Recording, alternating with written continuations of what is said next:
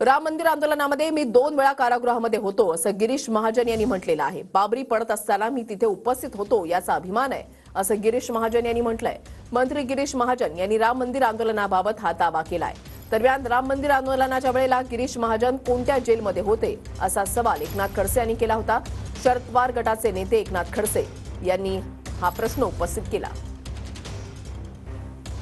22 जानेवारी हा मुहूर्त रामांच्या प्रभू रामचंद्राच्या त्या ठिकाणी मंदिराचा त्यांना विराजमान करण्याचा ठरलेला आहे आणि म्हणून आपण सर्वजण त्या ठिकाणी अयोध्येला जायचं आहे।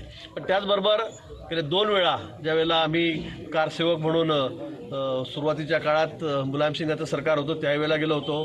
त्यानंतर ज्यावेळेला बाबरी मशीद तोडली गेली त्यावेळेला आम्ही त्या ठिकाणचे सगळे साक्षीदार आहोत।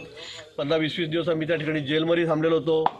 परंतु ललितपूरला जात असताना श्रीराम मंदिराच्या कारसेवेमध्ये भाग घेण्याचा आनंद आमच्या मनावर होता आणि एवढं मार खाल्ल्यानंतरही राम लल्ला हम आएंगे मंदिर वही बनाएंगेच्या घोषणा आम्ही सारे देत होतो।